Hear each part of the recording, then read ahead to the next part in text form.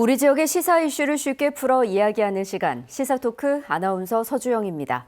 작년 한 해는 대통령 선거와 지방선거가 연이어 치러진 선거의 해였습니다. 올해는 전국 단위의 선거는 없지만 전북의 경우 전주울 국회의원 재선거가 기다리고 있습니다. 현재 논의 중인 선거구 개편이 현실화될 경우 지역 정치권에 큰 변화들이 있을 것으로 보이는데요. 오늘 시사토크에서는 정치권의 뜨거운 이슈, 선거제 개편, 어떤 논의들이 이루어지고 있으며 전북 정치에는 어떤 영향이 있을지 살펴보겠습니다. 더불어민주당 김성주 국회의원, 국민의힘 이용호 국회의원 두 분과 함께하겠습니다. 반갑습니다. 네, 반갑습니다. 네. 먼저 두 분 굉장히 또 오랜만에 뵙는데요. 먼저 시청자 여러분들께 인사 말씀 해주시죠. 예, 오랜만에 화면으로 뵙게 됩니다. 새해가 시작된 지 이제 한 달이 좀 지났습니다. 새해 설계를 잘 마무리 짓고 힘찬 한 해를 준비하는 때입니다. 요즘 모든 것이 참 어렵습니다. 물가, 금리, 여러 많은 것들이 힘들어서 특히 서민들에게 어느 때보다도 부담이 많은 그런 때인 것 같습니다. 정치가 국민들한테 행복을 안겨주고 더 좋은 세상을 만들기 위한 노력을 그 어느 때보다도 더 열심히 해야 될 것으로 보입니다. 저희도 올 한 해 도민들과 함께 열심히 해나가겠습니다. 네, 이 의원님. 네, 저는 국민의힘 국회의원으로는 처음으로 우리 JTBC에 인사드리는 것 같습니다.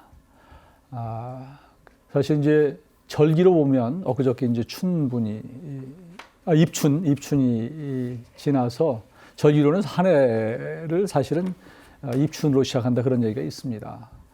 그리고 알다시피 이제 코로나 이전으로 우리가 마스크 벗고 일상화되고 있어서 어쩌면 여러 가지들이 새로운 한 해를 기대하게 만드는 시점인 것 같습니다.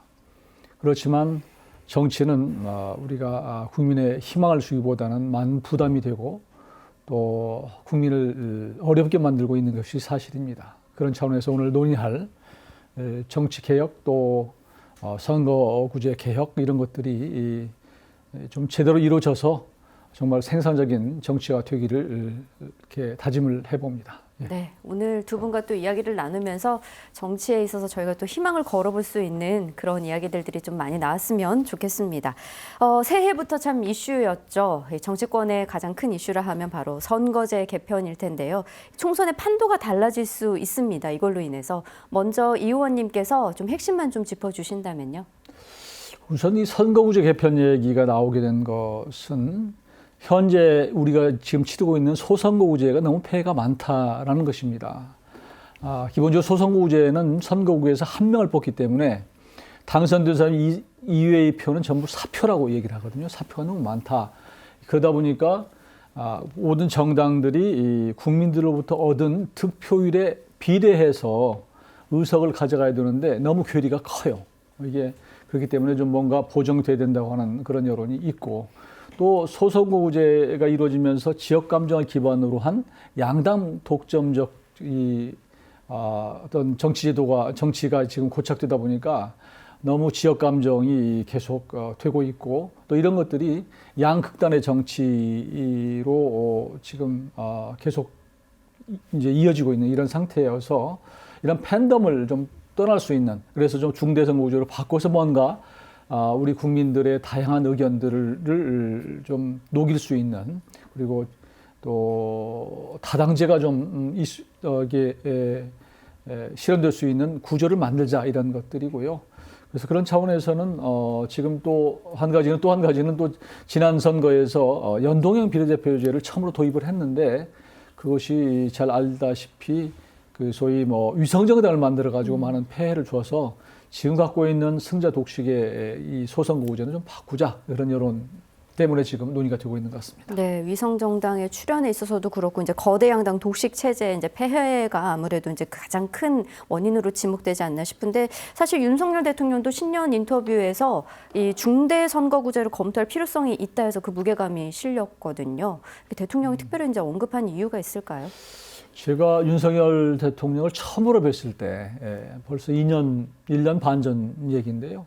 그때 처음으로 그런 말씀하시더라고요. 이 선거우제를 좀 개편했으면 좋겠다. 선거법을 그리고 개헌을 좀 했으면 좋겠다. 이렇게 말씀하시던데 그분의 소신이고 철학인 것 같아요. 그러니까 이제 아무래도 이제 올해 이 공직에 계시다 보니까 이 우리나라가 이렇게 된 것이 이 정치가 걸림돌이다. 정치권에 대한 불신이 있었던 것 같고 그 불신의 기본적인 바탕은 역시 선거법이다 이렇게 봤던 것 같습니다. 그래서 제기를 해서 이번에도 이제 신년에 말씀하신 것은 그분의 소신과 철학을 인터뷰를 통해서 밝힌 것이고요.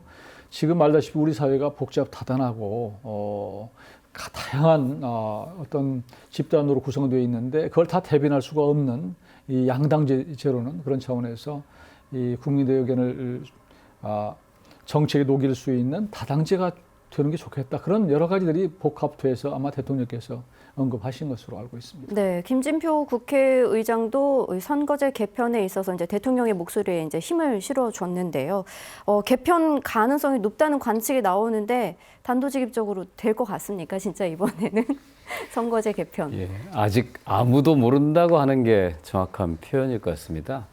그러니까 선거제도 개편은 민주주의 선출제도에 있어서 굉장히 중요한 것이기 때문에 좋은 제도가 좋은 이 대의제 국회를 만드는 데 있어서의 결정적이긴 합니다. 그러나 각 정당과 또 개별 의원들의 이해관계가 상당히 많이 맞서 있어서 가장 최선의 방식으로 합의를 이루어가는 것이 쉬운 과정만은 아니다라고 할 수 있습니다. 그래도 이번 21대 국회는 현재 국회가 연금개혁 특위, 국회가 정치개혁 특위를 만들어서 운영하고 있고요. 특히 여러 정당이 참여하는 초당적 정치개혁 모임이 자발적으로 운영되고 있습니다. 우리 여기 계신 이용호 의원님도 참여하고 계시고 네. 저도 참여하고 있는데 거기에서 여러 주제를 놓고 아주 진지하고 깊은 토론들이 이루어지고 있습니다. 그 전에는 볼 수 없었던 그런 현상이고요. 이 속에서 상당히 많은 좀 컨센서스가 좀 이루어진다면 그리고 양 지도부가 국가의 미래를 위해서 좋은 선거제도 개편에 합의해낸다고 하면 결실을 맺을 수도 있을 것이고요. 이 논의 과정에서 또 각 정당이 내년 총선에서의 이해득실을 따지게 된다면 합의가 어려울 것이고 또 좋은 안이 만들었다 하더라도 개별 의원들이 수용하기 어려운 안이 나온다면 또 난항을 겪을 수도 있을 것으로 보입니다. 네, 이제 어쨌든 여야 국회의원이 함께 한다는 데 있어서 참 의미가 깊은데요. 법정 시한이 이제 오는 4월 10일까지입니다. 사실 2월도 이제 거의 다 갔어요. 시간이 얼마 안 남아서 좀 마음이 좀 급한데 김진표 국회의장은 3월 중순까지는 내년에 시행될 총선 선거 제도를 확정을 하겠다라고 이렇게 밝혔거든요. 근데 이제 합의되는 과정에 있어서 서로 이제 이해관계가 다르기 때문에 이게 좀 과연 이 기한 내에 될지 어려울 거다라는 전망이 많은데 이에 대해서는 어떻게 생각하십니까? 쉽지는 않다 이렇게 말씀드리고 싶습니다. 우선은 이제 이런 법을 개정하기 위해서 국회 차원에서는 정치개혁 특위라는 것을 만들어서 운영을 하고 있는데 이 정개특위에서도 제대로 진척이 안 되니까 우리가 초당적으로 의원들이 자발적으로 뭔가를 만들어보자 해서 지금 150명이 좀 넘었을 거예요. 그래서 우리가 압력단체를 좀 압력을 행사하자 이런 분위기가 있었는데 우선 거기에 이제 대통령께서 말씀하셨으니까 그동안에는 대통령이 이런 부분에 대해서 언급한 적이 없습니다. 근데 아무래도 대통령이 말씀하시면 여당에서는 그냥 수수방관할 수가 없는 그런 상황이거든요. 지금은 전당대회가 있어서 좀 시끄럽기는 합니다만 네. 그래서 그 부분이 우선입니다만 거기에 다시 받아서 이제 김진표 국회의장께서 화답을 했고 또 우리가 이제 소당제 모임에서 여러 가지 안들을 지금 구상을 하고 있는데 문제는 좋은 안 만들기는 쉬운데 그거보다는 의원들이 반대하지 않는 안을 만드는 게 더 어려운 거예요. 네. 그래서 좋으면서도 최선은 아니지만 차선이라도 반대가 없는 안을 만들어서 뭔가를 좀 해보자. 그런 다짐들을 많이 하고 있는 상태인데 그래서 우선은 초당적 정치개혁 모임에서는 그 한 2개 안 정도를 만들어서 정개특위에 넘기고 또 정개특위에서 그걸 토대로 해서 논의를 해서 다시 본회의로 넘기는데 지금은 그동안은 이 법을 여야 간에 협상을 했거든요. 그러다 보니까 당리당략이라고 하는 것 때문에 굉장히 어려웠어요. 그래서 그러지 말고 그러면 국회의장께서는 국회의 전원위원회라고 하는 것을 열어서 그러니까 의원들 개별적으로 다 참석을 해서 다 의견해서 투표를 하자 이런 쪽으로 지금 방향을 틀어서 하는 것이고요. 하여튼 뭐 좋은 시도라고 생각을 하고 어느 때보다도 더 분위기는 물어있기는 했는데 그러나 결과에 대해서는 저도 잘 모르겠습니다. 그래도 좀 희망적인 결과를 저는 좀 기대를 해보고 싶습니다. 자, 이제 중대선거구제에 대해서 이제 조금 더 깊숙이 이야기를 좀 들어가 볼까 하는데요. 앞서 이제 또 이 의원님께서도 말씀해 주셨지만 한 선거구에서 한 명의 그 대표자를 뽑는 소선구제가 이제 적용이 되오면서 그동안 좀 시끄러웠습니다. 문제가 가장 크게 지적되어 온 게 바로 이제 거대 양당 체제 강화라는 건데요. 승자 동식형 정치 구도를 이제는 좀 끝내야 된다라는 것에서는 두 분이 다 의견 동의하실 것 같은데요. 어떻습니까? 예, 현행 우리나라 이제 선거 제도는 지역구에서 한 명씩 뽑는 소선거구제와 전체 300명 중 47명의 비례 의원을 뽑는 이런 형태로 되어 있습니다. 가장 선거제도에 있어서 핵심은 대표성과 비례성을 어떻게 구현하냐는 겁니다. 대표성이라고 하는 건 이 선출한 사람이 그 유권자의 다수의 의사를 제대로 반영한 것이냐. 그다음에 소수의 의사를 반영했다고도 이 사람들의 의견도 의회 대표를 보내야 된다고 하는 그 대표성의 문제가 있고요. 또 비례성이라고 하는 것은 현재 보면 국회도 거의 대부분 남성이 많고 뭐 50대, 60대가 많은데 그렇다고 하면 여성들의 목소리는 어떻게 반영할 거냐. 또 청년들의 목소리는 어떻게 할 거냐.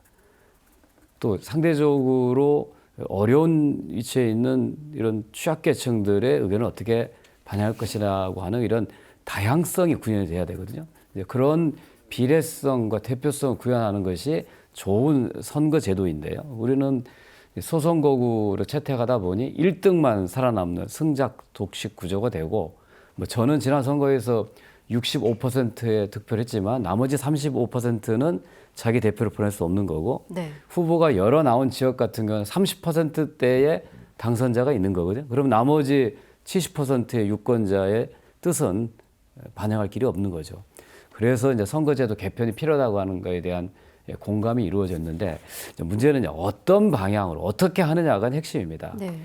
이걸 단순히 소선거구제가 문제가 있으니 중대선거구제로 가자라고 얘기하면 또 중대선거구제 폐해가 또 대두가 됩니다. 그래서 이거는 뭐 양자 선택식에 이렇게 구별할 수 없는 그런 좀 특성이 있고요. 그러나 대부분 좀 지역을 좀 줄이고 비례를 늘리자고 하는 데는 대부분 동의합니다. 왜냐하면 저도 우리 또 이용 의원님도 다 지역구가 있기 때문에 주말에는 내려옵니다만 그 상당수 해야 될 일이 국가적인 일이기보다는 아주 작은 지역의 일인 경우가 있거든요. 그런 경우는 뭐 시장 군수나 도의원, 시의원이 할 수 있음에도 불구하고 또 국회의원이 그 문제에 관여된다면 어떻게 보면 주민들이 뽑았을 때는 좀 큰일, 나라 일을 하라고 했는데 실제로 현장에서는 작은 지역적 일에 좀 매몰될 수밖에 없는 폐단을 극복하기 위해서라도 지역구는 조금 줄이고 좀 비례를 늘린 쪽으로 가는 게 좋겠다고 하는 거에 대한 공감은 확실히 형성은 돼 있습니다. 네, 이 의원님. 우선은 뭐 조금 전에 비례성 말씀하신 대로 그러니까 정당이라고 하는 게 그 득표율만큼 의석도 가져가야 된다라고 하는 게 이제 비례성인데 지난 선거를 예를 들어보면 전국에서 그러니까 지금 더불어민주당과 지금 국민의힘의 득표율 차이는 8%였어요. 8%. 그런데 의석은 163대 84이기 때문에 거의 절반밖에 안 돼. 결과적으로. 또 수도권 같은 경우에는 121석인데 그중에서 국민의힘은 17석입니다. 그런데 실제로 득표율 차이는 12%거든요. 그러면 이 작은 차이가 의석은 너무 큰 차이를 나타나기 때문에 이 나머지 4표, 그러니까 떨어진 쪽에 투표한 사람을 대표할 수 있는 그런 국민을 대표할 수 있는 의석이 없는 거거든요. 그래서 이제 그런 차원에서 소선거구제의 문제점을 이제 제기를 하는 것이고요. 또 조금 전에 말씀을 드렸지만 우리 사회가 이렇게 예전처럼 이렇게 단순 구조가 아니고 다양한 이해 복합 구조이기 때문에 이런 다양한 뭐 연령별로 요즘은 남녀별로도 좀 여러 가지 좀 충돌도 있고 그러는데요. 그리고 세대별로도 그렇고요. 이제 아무래도 실버 세대와 요즘 청년 세대 이렇게 다르고 또 지역적으로도 다르고 이런 것들을 어떻게 잘 대표성을 가지고 할 수 있느냐 이게 이제 고민이기 때문에 지금 논의가 되는 것이고 또 그래서 지난번에 연동형 비례대표를 만들었는데 지금 비례대표가 47석이어서 충분히 이 비례 가지고 이게 보정이 잘 안 되는 그런 문제가 있습니다. 그러다 보니까 좀 비례를 더 늘려서 이런 다양한 우리 국민들의 목소리를 담을 수 있는 의석 구조를 만드는 게 좋겠다고 하는 원론적인 얘기들을 많이들 하시는데 현실에서는 문제는 비례를 늘리려고 그러면 이제 지역구를 줄여야 할 거 아니에요. 그렇죠. 근데 자기 지역구 네. 좀 쓰는데 누가 찬성을 하겠어요? 그러니까 안 되는 거예요.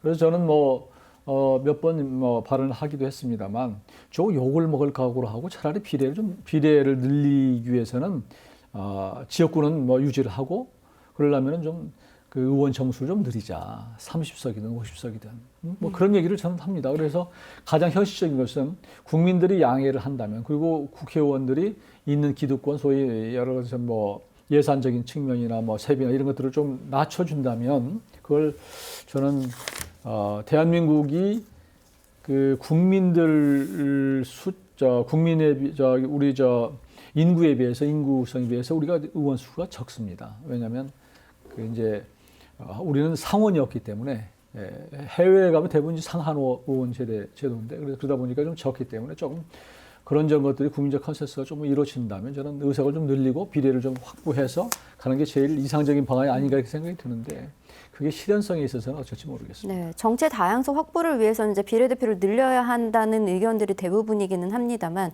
국회의원 정수도 사실 300석도 적은 편이잖아요. 선진국에 비해서는요. 그렇습니다. 그러니까 그걸 좀 늘리지 않고서는 비례대표를 늘릴 수 있는 방안이 있느냐 또 이런 의견도 있거든요. 근데 또 이에 반해서 또 김진표 국회의장께서는 국회의원을 증원하는 대신에 국회 예산을 동결해야 한다 이런 의견도 내비치셨거든요. 조금 전에 제가 말씀드렸지만 네. 그런 차원에서 말씀드린 것이고요. 네. 그러니까 영국이든 유럽 같은 데 가면 우리보다 훨씬 인구에 비해서 의원 숫자가 많아요. 네. 그러니까 또 우리 같은 경우는 이제 독특하게 대통령 중심 대통령제잖아요. 이제 해외는 대부분 의원 내각제인데 그러니까 대통령 중심제에서는 행정부의 권한이 막강합니다. 근데 행정부의 대통령의 권한을 견제하려면 사실 의회밖에 없거든요. 국회밖에. 근데 국회에서 견제하는 게 굉장히 벅차요. 더구나 100만 명이 훨씬 넘는 그 공무원들이 있는데 우리는 의석 300석 가지고 이거 일일이 다 어떻게 해볼 도리가 없는 거거든요. 그래서 사실은 견제 차원에서도 어떻게 보면은 의원 숫자를 좀 늘려줘서 좀 다양한 분야를 좀 견제하고 균형을 갖게 하는 것도 나쁘지 않다 네. 저는 봅니다. 그 지역주의 타파에 있어서도 이제 중대선거구제 도입에 있어 시급하다는 의견이 있는데요. 저희가 이제 잠시 화면을 통해서 좀 사례를 좀 살펴보겠습니다. 함께 보시죠. 2022년 지방선거 중대선거구제 시범 실시 결과입니다. 보시면 이제 민주당이 55명, 국민의힘이 50명, 정의당, 진보당 각각 이제 2명으로 소수 정당 당선자는 4명에 그쳤고요. 이에 반해서 이제 양대 정당 소속 당선자가 압도적으로 많았다라는 것을 이제 수치상으로 이제 저희가 볼 수가 있는데, 거대 양당의 복수 공천으로 의석수 독식이 더 이제 강화될 거란 목소리가 높습니다.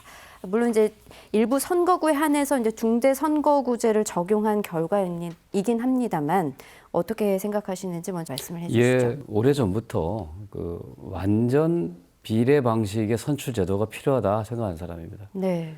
그러니까 그 국회는 독일식 정당 명부 비례제로 가고 그렇게 되면 그 정당은 지역별로 후보를 내는 게 아니고 정당이 자기 후보들을 내고 유권자들 지지하는 정당에 투표를 하면 득표율에 따라서 의석수가 배분되는 거거든요. 그러면 이제 이론상으로 단 한 표에 사표도 안 생기는 것이죠. 저는 그 방향으로 가는 게 올바른 정치개혁 방향이라고 생각합니다.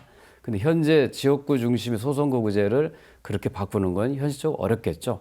그래서 점진적으로 비례를 늘려가는 방식으로 해서 독일식으로 가는 게 좋겠다는 생각이고요. 그게 당장 어렵다면 지방의회는 100% 완전 비례제로 가자라는 주장을 계속 해왔습니다. 지난번에 지방선거에서 중선거구제를 조금 늘리는 시범 사업을 했던 것은 그런 완전 비례로 가기 전에 약간 그런 실험적인 성격으로 한 건데 아까 화면에서 결과가 좀 나왔습니다만 기대에 미흡합니다. 그러니까 예를 들어서 호남에서는 중선거구제를 한다고 하더라도 국민의힘이 당선되기보다는 진보 정당이 당선될 가능성이 훨씬 네. 높은 것이죠. 그러면 이 정치적 다양성을 구현하기 위해서 선거제도 중선거로 바꾼 효과가 제대로 나타날 수 있느냐라는 의문이 생기는 거거든요. 그래서 중선거구제가 유일한 해답이라고 이 얘기하기에는 반론이 있을 수 있고 궁극적으로는 완전 비례로 가는 게 좋겠다라는 그런 생각을 갖고 있습니다. 그리고 어떤 지역에 따라서는 예를 들어서 수도권 같은 경우에는 중선거구제 하면 아마 두세 정당이 고르게 당선자를 낼 수도 있지만 호남이나 영남은 여전히 특정 정당에 의한 의석 쏠림이 반복될 수밖에 없기 때문에 단지 중선거구제가 답이라고 하기보다는 그 중선거구제를 중간 그 단계로 하되 비례를 좀 늘리는 방식으로 또 완전 비례로 가는 것이 좋은 선거제도라고 저는 생각하고 있습니다. 비례를 늘려가는 방식에 있어서 이제 좀 강조를 해주셨고 이 의원님은요? 그러니까 비례를 그러니까 우리 국회의원 숫자를 300명으로 고정시킨 상태에서 비례를 늘리려면 지역을 줄여야 된단 말이에요. 그러니까 그 지역 줄이는 데 대한 의원들의 저항이 크기 때문에 현실성이 좀 적다 이런 것이고. 근데 문제는 이제 독일 같은 경우는 완전 연동 비례대표제이기 때문에 예를 들어서 지역구는 그대로 두고 그 다음에 이제 그 득표율과 의석수의 차이가 있으면 비례로 그걸 보완을 해주거든요. 보정을. 보정해주기 때문에 우리는 300석이라고 하는 게 의미가 없고 예를 들어서 실제로 차이가 8%가 났는데 서로 이제 1당과 2당 차이가 8% 났는데 의석수에 있어서는 20%가 났다. 그러면 12% 정도는 비례로 보정을 해주는 거예요. 그 간극을요. 네. 그러다 보니까 300석을 넘어서도 그러다 보니까 초과 의석이 발생을 하는 것이거든요. 그러면 초과 의석이 지금 뭐 우리 같으면 30석이 될 수도 있고 50석이 될 수도 있는 것이에요. 그러니까 차라리 그렇게 하는 방법도 나쁘지는 않다라는 생각도 들고 또 한 가지는 이제 중대선거구제를 도입하는 것이 지금 같은 분위기에서는 예를 들어서 호남에서 국민의힘이 당선되기가 굉장히 어려운 측면이 있어요. 워낙 지역 감정이 심하기 때문에. 다만 중대선거구제를 도입해서 한다면 처음에는 그럴지 모르지만 조금씩 갈수록 완화될 것이다라는 저는 생각을 해요. 왜냐하면 이제 지금은 국민의힘으로는 웬만한 사람이 호남에서 출마해도 당선이 어렵습니다. 그렇지만 예를 들어서 한 3명이든 5명이든 뽑으면 마지막에 3등이나 5등 걸릴 수 있는 거거든요. 그걸 보고 그래도 좀 경쟁력이 있는 사람이 국민의힘에 올 수도 있다. 그런 차원에서 좀 시간이 거듭되면 조금씩 완화될 수 있지 않을까. 그런 차원에서는 저는 그것도 한번 시도해 볼 만하다는 생각이 드는데 문제는 전라북도 같은 경우는 이제 농촌 지역구잖아요. 그러니까 또 농촌의 특수성 때문에 지역이 이제 넓어지고 중대선거가 되면 그러면 우리 지역구의 의원은 누구냐. 그리고 우리 유권자들이 무슨 어려움이 있을 때 중앙정부와의 소통 창구로 사실 국회의원들을 생각해요. 애로도 호소하고 이럴 때 우리 너무 지역이 넓어져서 국회의원이 우리 지역구에 대표하기가 좀 희석이 되면 좀 그런 애로가 있어서 또 유권자들도 좀 그걸 좀 싫어하는 측면도 좀 있죠. 그러니까 주민들의 정치적 밀접성이 좀 떨어진다라고 볼 수 있겠는데요. 선거구 범위를 넓혀서 한 선거구에서 이렇게 많은 후보를 선출을 하다 보면 어떻게 보면 이제 정당 정치라는 것은 정책 이념, 가치가 형성이 돼야 되는 건데 이제 당의 이념이나 이런 것을 실현하기보다는 당내 경쟁이 오히려 더 과열되는 건 아닌지. 근데 이제 그게 다양성으로 좋게 보면 좋게 보는 것이고요. 유럽 같은 경우는 뭐 우리도 뭐 당은 굉장히 많습니다만 실제로 원내 진출한 정당은 적고. 근데 유럽 같은 데 보니까 이 사소한 것을 내세워서 당선되고 또 그런 정당이 많아요.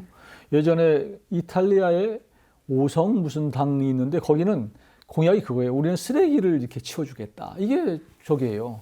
우리도 뭐 예를 들면 녹색당도 그런 것이고. 그래서 그런 다양한 사회적인 아젠다를 갖고 현안을 갖고 해서 심판받으면 되는 것이고 또 경우에 따라서는 또 지역별로 지역 정당도 나올 수 있는 것이에요. 그래서 이게 다양한 정당이 나오는 건 나쁘지 않다라는 생각이 들고 다만 이제 지금 대통령 중심제 하에서 대통령으로 봐서는 여러 당이 나와서 있으면 어렵죠. 그걸 다 연정을 해서 다 끌어들이는 게 쉽지 않기 때문에 이게 선거법을 바꾸려면 결국은 개헌 문제와 좀 연동이 돼 있어서 그런 것들이 좀 서로 조율이 될 필요는 있습니다.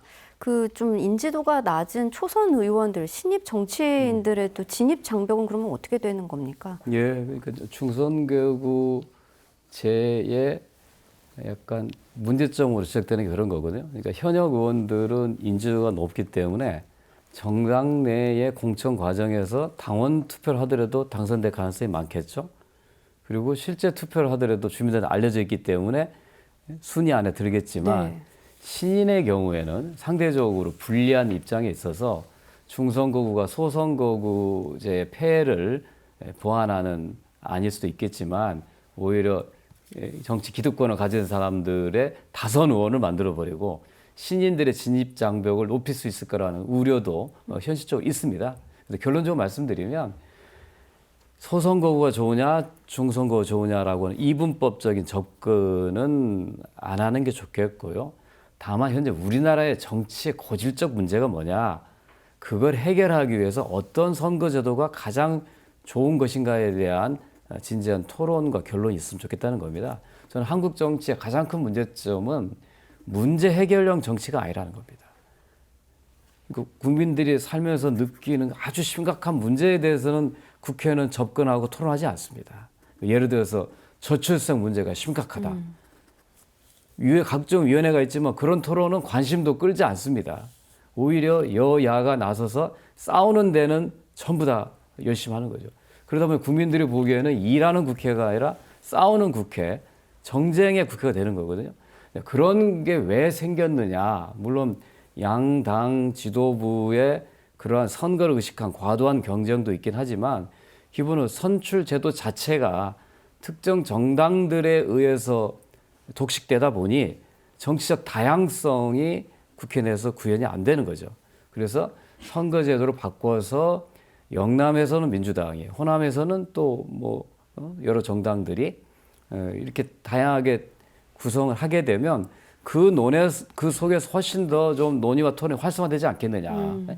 거대 양당이 이 권력을 대선을 앞두고 계속 5년 내내 싸우는 정치에서 좀 벗어나지 않겠냐고 하는 그런 기대들을 좀 하는 것이죠. 네, 본질적인 이제 문제점을 두고 개편이 이루어져야 된다라는 한 가지 말씀이셨어요. 이제 중대 선거구제가 됐을 경우 이제 신인들의 진출이 어렵다. 이건 뭐 맞는 얘기예요. 쉽지는 않다라고 생각이 되고, 그건 이제 단점이지만 또 장점은 저는 그렇게 봐요. 그러니까 우리는 국회의원이 너무 자주 바뀌어요.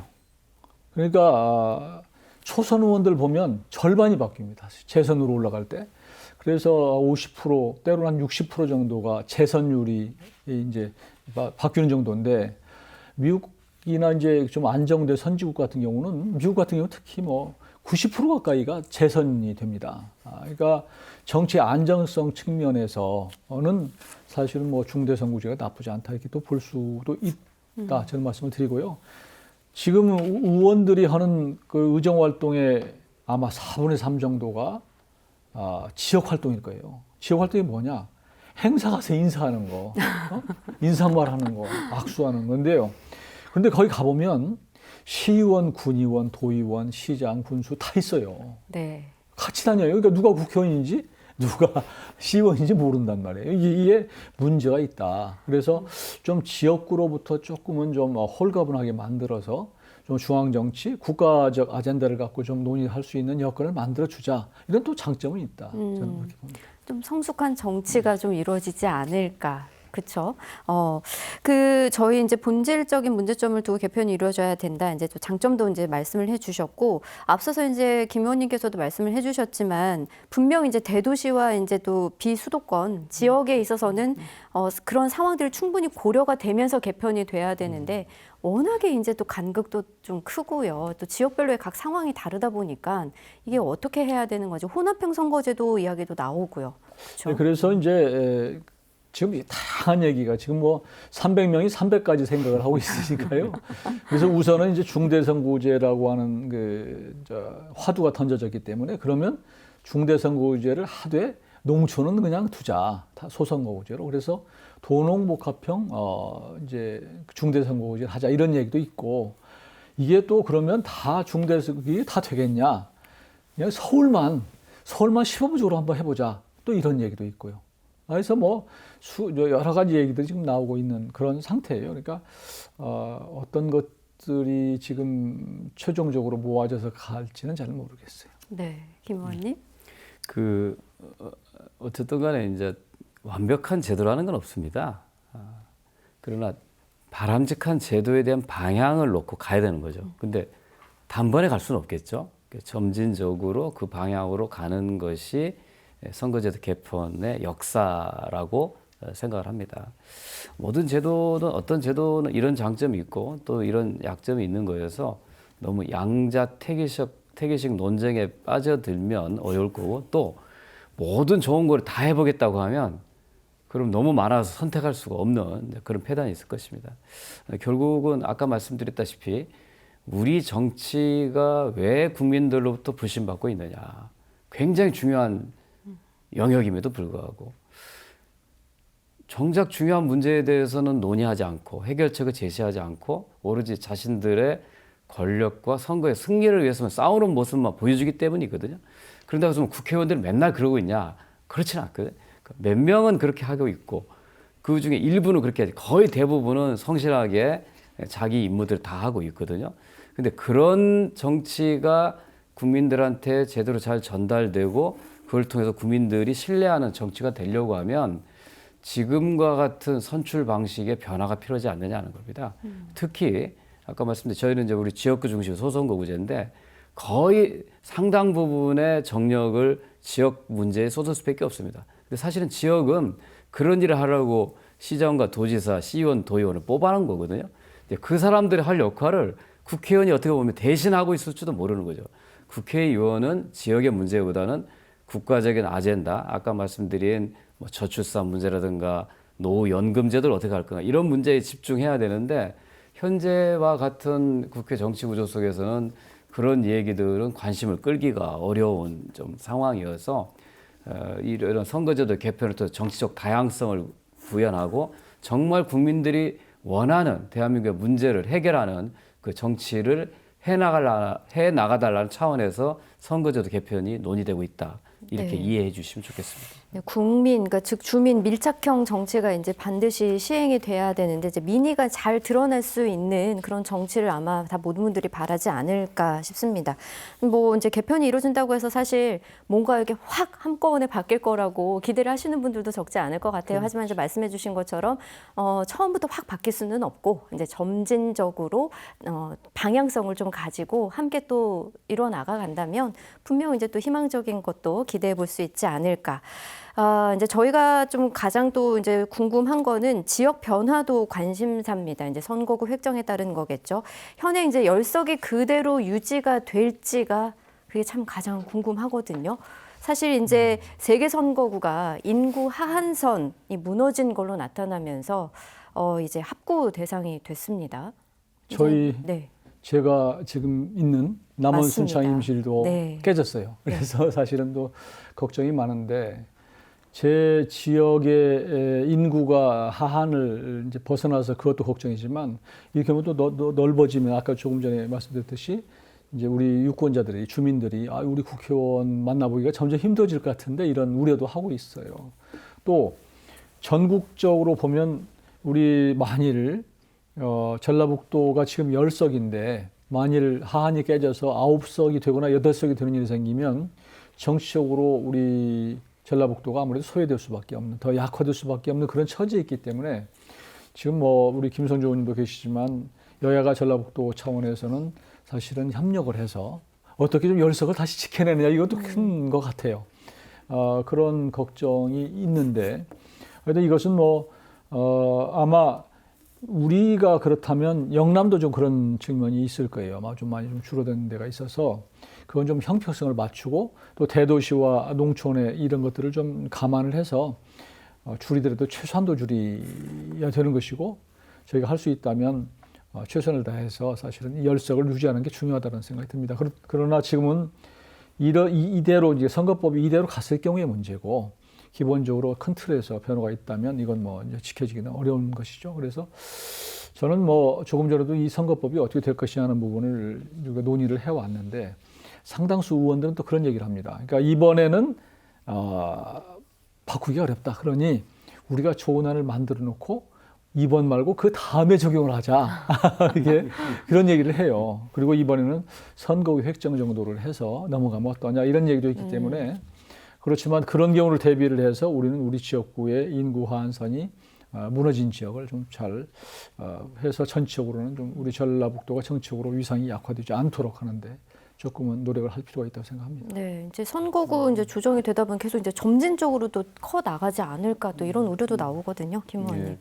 그리고 아까 이제 비례성 원칙을 얘기했는데 그 인구 비례로 따져서 국회의원 수를 배정을 하면 수도권에 반절 이상의 국회의원이 있을 것이고 네. 전라북도처럼 인구 과소 지역은 현재 열석도 지키기가 어려울 것입니다. 그거는 잘못된 방향이거든요. 네. 이번에 좀 선관위가 발표한 바에 의하면 전라북도는 10개 의석 중에 제가 속한 전주 병정만 인구 초과 지역이고 세 지역이 인구 과소 지역으로 다른 지역과 통폐합해야 되는 그런 운명입니다. 근데 그렇게 해서 유지하면 그나마도 다행인데 그 아예 의석수가 줄게 된다면 전라북도의 이해를 대변하는 데 있어서 큰 손실일 수밖에 없어서 일단 어떻게든지 간에 이 전라북도 열석을 유지하는 것이 여야를 망라한 저희들의 첫 번째 목표이고요. 그리고 현재 있는 새 선거구 이렇게를 대표하는 것도 사실 굉장히 힘듭니다. 더구나 거기가 농촌 지역도 넓고 그래서 더 이상 확대하는 것은 좀 곤란하지 않느냐 이런 생각을 저는 좀 갖고 있고요. 가급적이면 현행 선거구와 현행 의석수가 유지되는 방향 쪽으로 가되 이제 이 전체적인 큰 틀에서 변화가 있다고 하면 어떤 뭐 중선거구 도입에 대한 시범적 도입, 권역별 비례대표를 도입하되 넓게 뭐 전라도 이렇게 하지 말고 전북으로 좁혀서 해서 만약에 지역구가 축소됐다고 한다면 그런 그 권역별 비례를 통해서 다시 또 좀 의회에 진출할 수 있는 뭐 이런 여러 가지 다양한 가능성들을 좀 열어놓고 논의를 해나가야 될 것입니다. 네, 혹시 뭐 의견 덧붙이실 거? 고민인 것이 그러니까 우리 지역을 생각하면 이제 하여튼 선거구가 안 줄여야 할 거 아니에요. 네. 근데 조금 전에 우리 김성주 의원 말씀하셨지만 전체로 보면 비례성을 좀 강화하기 위해서는 좀 비례 의석을 좀 늘려야 된다는 그런 여론도 꽤 있단 말이에요. 그러니까 서로 상충이 되기 때문에 저는 개인적으로는 좀 비례를 없애버리면 어떤가. 아예요? 네, 비례를 없애버리고 그 의석을 가지고 차라리 그냥 중대선거구제를 전체적으로 다 시행을 하면 의원들의 그 저항은 적을 거예요. 왜냐하면 자기 지역은 그대로 살아 있으니까. 그리고 대도시 중심으로 중대선거구제를 하면 괜찮을 것 같다. 원래는 이제 그 비례를 처음에 할 때는 이제 그 전문성 뭐 이런 것들을 많이 얘기했거든요. 근데 지금은 뭐 비례가 더 전문성이 있다 이렇게 보기도 어렵고 실제로 지역구 의원들도 다양한 직군들에서 사실은 뭐 당선이 되기 때문에 그런 측면은 별로 없거든요. 그래서 중대선거구제를 농촌은 소선거구제를 하고 대도시를 도농 복합형으로 하게 되면은 여러 가지 문제점, 그러니까 사표를 줄일 수도 있고 또 다양한 정당들이 출연할 수 있는 그래서 또 하여튼 그런 여러 가지들이 조금 더 우리가 생각하는 바람직한 방향으로 갈 수 있다 이런 차원에서 저는 좀 비례를 없애는 것도 저는 필요하다 이렇게 생각합니다. 아예 없애버리고 우리 지역을 생각한다면 저 아예 얘기는 이제 없앤다는 강한 반발들이 네. 있습니다. 그러니까 제가 아까 말씀드렸다시피 어떤 그 소선거구제의 폐해, 그 다음에 지역구 중심의 선출자로 구성된 의회가 지나치게 지역 간의 자원 배분 경쟁, 또 예산을 얼마나 많이 가져왔냐 이렇게 국회의원 평가하지 않습니까? 네. 그렇게 하다 보면 국가적인 중요한 일들은 놓친다는 거죠. 각기 지역 간의 이해 다툼만 되니까. 그래서 아무튼 지역의 비중을 줄이고 비례를 늘려고 하는 것이 올바른 방향이다라고 하는 데에서는 대부분 공감하는데 그 말씀하신 것처럼 전라북도처럼 인구 과소 지역의 경우에 네. 비례를 늘리면 그만큼 더 지역이 대표해야 될 부분이 더 넓어져서 제대로 대표가 안 되니까 비례를 잘 줄이고 지역을 유지하는 게 어떠냐 이런 생각도 있는데 사실 그런 생각을 가지고 있는 분들은 다수는 아닙니다. 네. 또 그 주장을 하다 보면 자기 자리 유지하려고 하나 이런 또 좀 비판도 있어서 오해의 소지가 있죠. 네. 조심스럽게 접근할 수 있고 제가 생각하는 대안은 아까 말씀드린 대로 만약에 지역이 줄어들게 된다면 그 의석을 다른 지역에다 넘기는 게 아니고 그 지역 내에 비례로 배정해서 그 줄어든 의석만큼을 보충해주는 이런 제도를 보완 쪽으로 시행한다고 하면 균형을 맞출 수 있지 않을까 이렇게 생각하고 있습니다. 네, 인구 대표성만을 이제 기준으로 놓고 본다면 이제 전북을 비롯한 지역의 의석수는 갈수록 줄어들 거고 반면에 수도권 의원 수는 이제 늘어나는 현상이 반복이 될 텐데요. 분명 이제 지역을 배려하는 대안 제시가 필요해 보입니다. 이제 전라북도의 지역을 대표로 해서 저희는 말을 할 수밖에 없는데요. 좀 정리를 좀 해주신다면 지역의 어떤 부분들이 배려가 돼야 되는지 우리 전라북도를 중심으로 말씀을 해주시면요. 그러니까 우선은 이제 대도시의 국회의원과 농어촌 이게 국회의원과 좀 개념이 좀 달라요. 느낌이. 우선 서울 같은 경우에는 자기 지역구 국회의원이 누군지도 잘 모릅니다. 그러나 우리 농촌으로 가면 생활과 굉장히 긴밀하게 생각을 해요. 자기들의 어떤 현안과 심지어 뭐 우리 집 담이 무너졌는데 이거 의원한테 연락해야지 이런 정도로 굉장히 국회의원과의 관계가 밀접하기 때문에 이렇게 본다면 이 대도시의 국회의원과 농촌 국회의원을 꼭 인구수로만 해야 되겠느냐라는 측면이 있고요.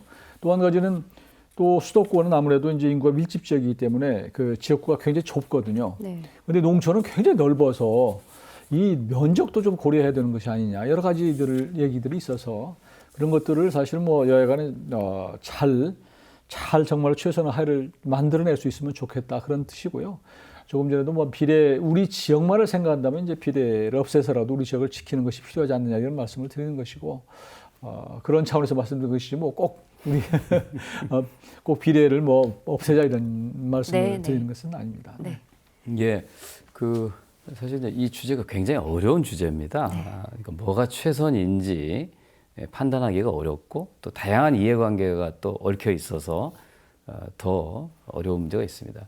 그러나 큰 틀에서는 제가 여러 번 말씀드리다시피 우리 정치의 문제가 무엇이냐, 이 정치의 고질적 문제를 해결하기 위해서 대표를 선출하는 방식을 어떻게 바꿀 것인가에 대한 문제로 좁혀간다면 결국은 대표성과 비례성 문제를 이 선거제도 내에서 어떻게 잘 녹여낼 것인가가 될 거고요.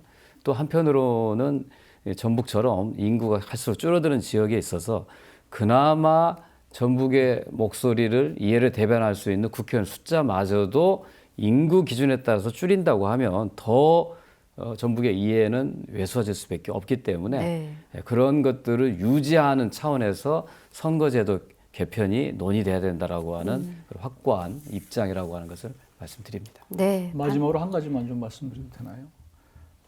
사실 전북에서 저 같은 사람이 국민의힘으로 가서 떨어지면 안 되는 거 아니에요? 네. 이거 예를 들면 그러니까 다양성 측면에서 제가 이제 아까 좀 그동안 여러 번 얘기를 했지만 지역 감정, 지역 구도를 기반으로 한 양장 독점제가 좀 완화되는 측면으로 이번에는 가야 되겠다. 그런 말씀을 드리는 것이고요. 하여튼 어떤 형태로든지 여야가 당리당략 차원에서 해법을 만들기보다는 우리 대한민국의 미래를 위해서 정말로 생산적인 그런 긍정적인 선거법을 좀 이번에는 좀 만들 필요가 있다. 그런데 저는 동의를 하고 있습니다. 네, 반드시 이제 뭐 개편이 이루어질지는 아직 미지수입니다만 개편 가능성이 높다는 거를 놓고 봤을 때는 문제는 이제 어떻게 잘 바뀌느냐가 관건인 것 같습니다. 선거제 개편에 있어서 이제 사표는 줄이고 이제 다양성은 더 확보하면서 그 양당 독점 체제를 극복하자는 데 있어서는 선거제 개편에 있어 그 이유만은 분명해 보입니다. 머지않아 윤곽을 드러낼 선거구제 개편, 소리만 요란한 빈수레가 될지, 국민들도 정치권도 함께 외쳐온 개혁과 혁신의 단초가 될지 한번 유심히 지켜봐야겠습니다. 오늘 시사토크 여기서 마치겠습니다. 함께해 주신 여러분 고맙습니다.